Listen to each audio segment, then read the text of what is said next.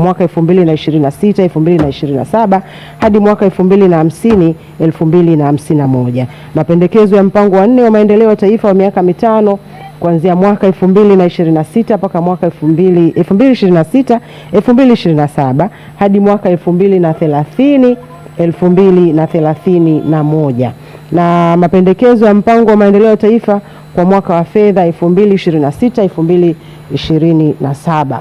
Na ndani ya shughuli ya ukumbi wa bunge tayari mwenyekiti wa bunge amekwisha wasili akiwa ameongozana na wasaidizi wake. Nasi tunaendelea kuangalia shughuli ambazo zipo hii leo katika orodha ya bunge. Hati ambazo zitawasilishwa mezani, pia kutakuwa na hati kutoka kwa waziri wa fedha ambaye atawasilisha mapendekezo ya mwongozo wa maandalizi ya mpango wa bajeti ya serikali katika muda wa kati ya mwaka 2026 2027 2028 na 2029, na hati nyingine itawasilishwa na mwenyekiti wa kamati ya kudumu ya bunge ya bajeti. Lakini pia kutakuwa na kipindi cha maswali na majibu, na mara baada ya kipindi cha maswali na majibu kutakuwa na hoja za serikali. Asante sana Mheshimiwa Naibu Spika.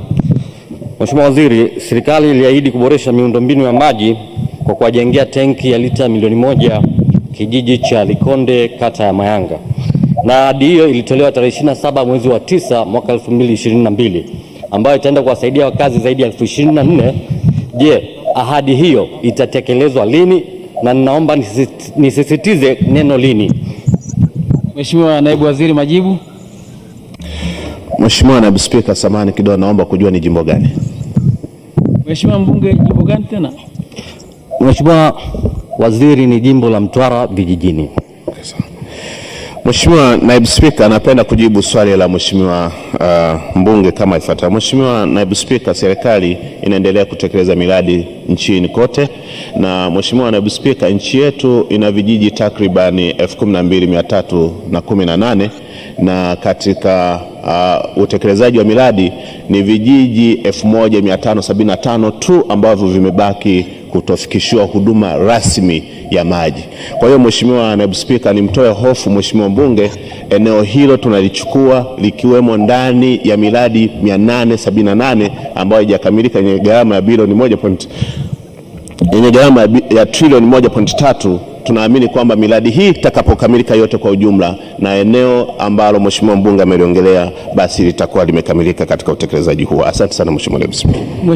Mheshimiwa Mwenyekiti, pamoja na majibu haya ya serikali na maswali madogo mawili ya nyongeza. Swali la kwanza, kama ilivyokiri serikali kwamba mradi huu ni wa muhimu, lakini mradi huu ni wa muhimu kwa nchi yetu kuliko ilivyo wa muhimu kwa nchi nyingine za Afrika Mashariki, ikiwemo kuongeza thamani na utekelezaji wa haraka wa mradi wa LNG wa Lindi ambao ni mradi mkubwa kuliko yote katika historia ya nchi yetu.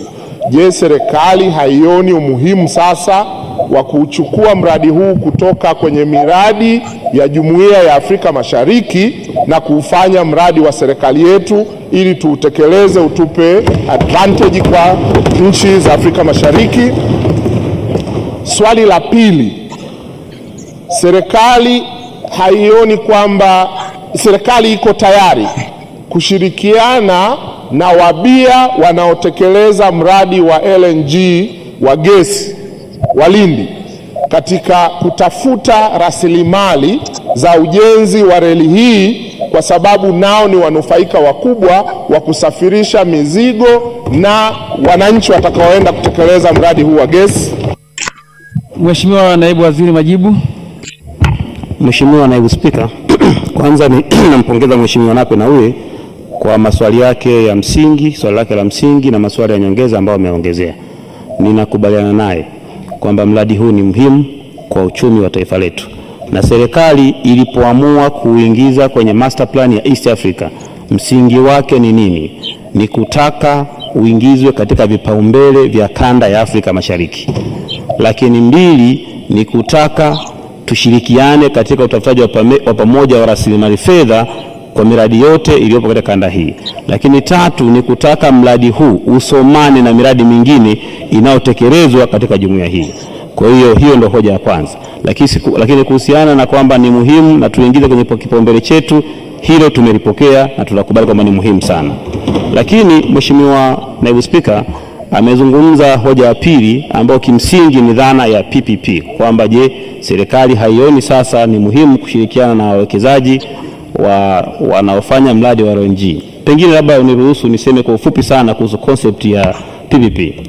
Serikali zote duniani zinatambua na kuthamini mchango wa sekta binafsi katika kukuza uchumi wa mataifa yao.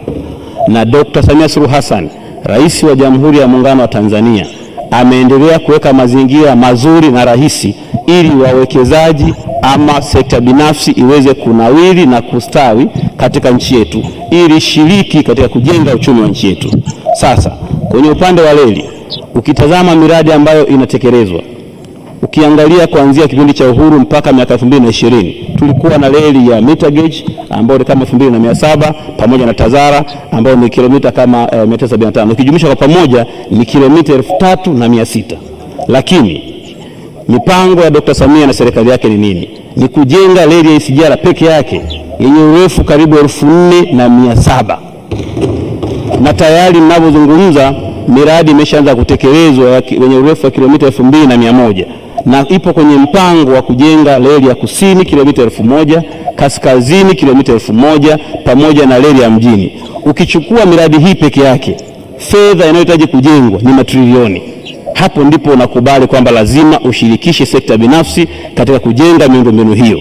Lakini ukishamaliza kuijenga, bado utahitaji vitendea kazi, vichwa na mabehewa. Ndio maana kwa kutambua hiyo, sekta ya uchukuzi kama serikali ilibadilisha sheria namba 10/2017 ili kuruhusu sekta binafsi kuingia katika ujenzi wa miundombinu ya reli. Yahya Nawanda, swala nyongeza. Mheshimiwa Naibu Spika, asante kwa kuniona. Je, ni lini serikali itatimiza ahadi yake ya kujenga minara katika kata za Mtunguru, Mkwedu, Chilangala pamoja na Mikumbi? Asante. Naibu Waziri, majibu. Mheshimiwa Naibu Spika, naomba kujibu swala la Mheshimiwa Nawanda kama ifuatavyo.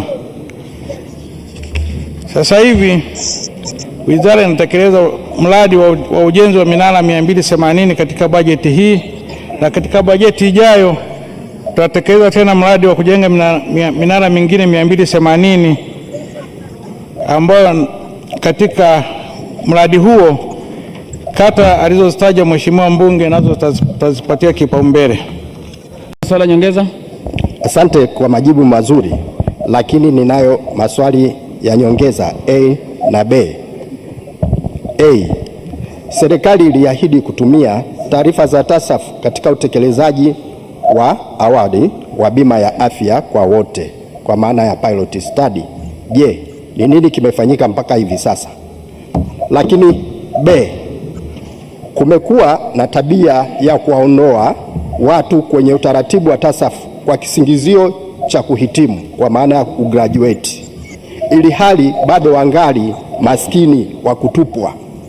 Je, serikali haioni sababu ya kuiondoa dhana hii ya uhitimu ili kuwaondolea adha maskini hawa? Mheshimiwa Naibu Waziri, majibu. Asante Mheshimiwa Naibu Spika. Kwa mujibu wa sensa ya watu na makazi 2022 imetambulika kaya zaidi ya 3,900,000 ambao wako katika kaya maskini, na katika kaya hizo kaya 931,000 zimetambulika na tayari zimewekwa katika kanzidata, na kwa sasa kaya 276,000 zinawekwa katika mpango wa awamu ya kwanza utekelezaji wa bima afya kwa wote, wakati serikali inaendelea kuchambua na kuendelea kutambua hizo kaya maskini ambazo tayari zinatakiwa ziingie katika utekelezaji wa bima ya afya kwa wote. Lakini ukienda kwenye swali la pili, walengwa kuhitimu, Mheshimiwa Naibu Spika, serikali imeendelea kutoa ruzuku ya fedha kama chachu wa kuimarisha uchumi katika kaya maskini, na hata hivyo katika utekelezaji wa mpango wa pili PCSN2, serikali imeendelea kusisitiza na kuwapa nguvu walengwa wa kaya maskini waweze kujitegemea kiuchumi. Wamewezesha kaya hizo kusimama, zile hela zinapotolewa ni kuwezesha zile kaya ziweze kusimama na kuweza kutegemea kiuchumi.